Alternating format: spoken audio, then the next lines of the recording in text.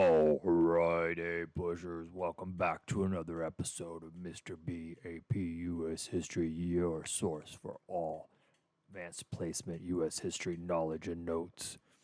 On today's episode, Slavery and the South. The South expands, 1800 to 1860.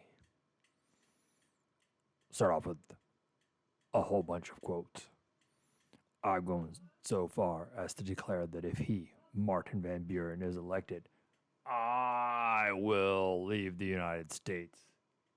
Before I will submit to his government, I will go to the wilds of Texas. I will consider that government a paradise to what his will be. Davy Crockett, 1834. Come and take it. Slogan from the Battle of Gonzales, the first military clash of the Texas Revolution, October 1835. And our last quote. It is impossible to conceive of a greater mistake. Slaves sing most when they are most unhappy. The songs of the slave represent the sorrow of his heart, and he is relieved by them only as an aching heart is relieved by its tears. Frederick Douglass, Narrative of the Life of Frederick Douglass, an American Slave, 1845. On to the notes. The domestic slave trade. Congress brands the international slave trade in 1809. The American Colonization Society is formed in 1817, which attempts to send freed blacks to West Africa. Slavery expands westward as the United States acquires new territory. Slaves are brought to the United States illegally. Natural increase results in the slave population growing. The Upper South, Maryland, Virginia, Kentucky, Tennessee, North Carolina, began to export, sell, and transport slaves to the South and to the West. The coastal trade of slaves. New Orleans. Sugar plantations in Louisiana killed hundreds from overwork, disease, and brutal treatment. The inland trade system. Slave traders marched slaves from the upper south to the southwest in coffles, columns of slaves bound to one another. Slaves were crucial to the prosperity of migrating white planters who used them for labor and for slave owners of the upper south as a source of revenue. Impact on African Americans. Chattel slavery. Slaves are property and have no rights. Slave property was the basis of the entire Southern economic system. Slave trade broke apart families. You never knew if you were going to be sold or moved. Many owners considered themselves as, quote, benevolent masters, committed to the welfare of their slaves. This paternalistic idea treated their paternalistic ideal, or father ideal. It means that they treated their loyal and worthy slaves with kindness. But the rest, they mistreated. The world of Southern whites. The expansion of slavery increased the inequalities of wealth and status, like the industrial capitalism in the North, creating a dual culture of the planter elites. The dual culture of the planter elites. You had the traditional aristocrats of the Old South, who made their money growing tobacco and rice on their giant plantations, and the upstart capitalist planters of the New South, who were growing cotton and, to a lesser extent, sugar, mostly predominantly cotton. Southern gentry found on the East Coast or Tidewater region built large mansions, aristocratic-oriented culture, Republican aristocracy or / nobility. The rich planters believed that they should be the leaders of society and politics. They intermarried to keep power and property in the hands of a few families, lived opulent lives of the ultra-rich. Southern apologists argued that the slavery was a, quote, positive good because it subsidized the elegant lifestyle of a white elite and provided tutelage for genetically inferior Africans. Aristocratic models of, quote, disinterested benevolence who provided food, housing, healthcare, old age care for their slaves, Christianized their slaves and built churches, allowed African American slaves to become preachers and ministers, and used religion to try to control their slaves. The world of Southern whites continued. Cotton entrepreneurs located in the, quote, New South or, quote, Deep South or, quote, Cotton South, such as Mississippi and Alabama. Less elegant than the Old South, more about business, how to make as much money as possible, treated slaves terribly, pushed slaves hard because cotton was a demanding crop that was labor intensive all year round. They used the gang labor system. Masters of 20 or more slaves organized them into gangs, supervised by black drivers and white overseers, enhanced profits by increasing productivity. Slave society. Slavery affected all aspects of life.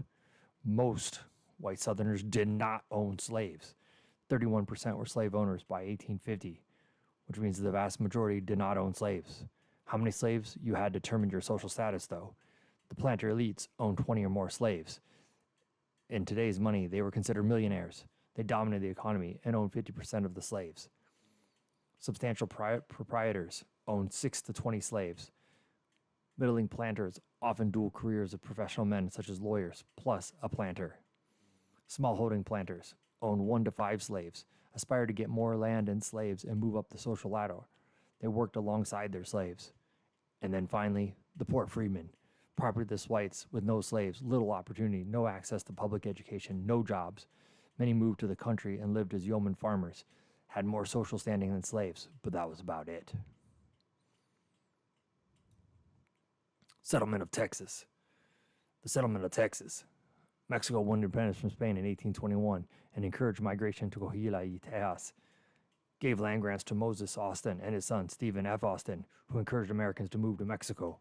Mexico adopted a new constitution in 1835 that banned slavery and created a stronger central government. The new Mexican president, Santa Anna, imposed his authority. American rebels proclaimed independence in 1836. Santa Anna destroys the Alamo. But then, Sam Houston defeats Santa Anna at the Battle of San Jacinto in 1836, winning de facto independence, even though Mexico doesn't admit it. President Martin Van Buren avoids annexation of Texas, fearing a war with Mexico and divisions over the extension of slavery. The Lone Star Republic is born. Politics of Southern democracy. South, like North, had universal adult white male suffrage.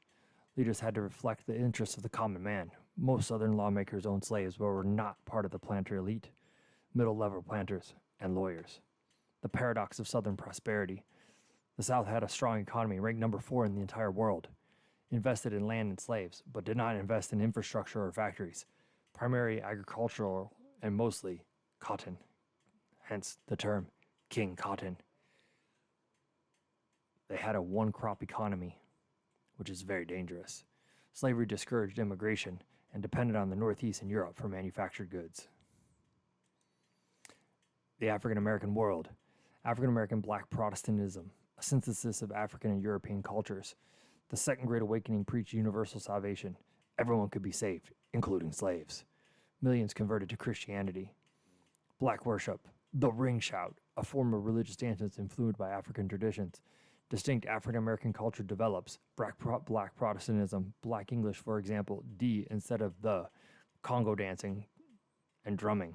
Incest taboos, fictive kinship ties. Working lives. In the upper/Old South, the task system, they had the task system. Slaves had to complete a task, and then the rest of the day was for themselves. In the Deep South, it was gang labor. Slaves were beat and whipped if they did not complete their work. Slaves used passive resistance to limit owners' powers. Masters used positive incentives to encourage slaves to work. Survival strategies. There was very few violent slave uprisings. A couple to note are the Proza Rebellion in 1800 and the Turner Rebellion in 1831. Some tried to escape north or to the south, but it was very difficult. Created underground economies. Did not approve of their status as slaves. And were always looking for a way to get freedom. The African American world continued. The free black population. 10 to 13% of African Americans were free, not slaves. They lived both in the North and in the South. Northern blacks, still discriminated against, mostly poor and landless. Limited rights, formed their own institutions such as the African Methodist Episcopal Church. Respectable blacks adopted white mannerisms and dress to blend into white society. Poor blacks distrusted whites and blacks that acted white. Southern blacks, most lived in the coastal cities in the Upper South. Urban artisan workforce, faced the danger of being kidnapped and sold into slavery. Some owned slaves themselves, but this was the exception. Most sought to end slavery. And that is the end of the notes for today, pushers. The next time, expansion and the lead up to the Civil War. Until then, push for life.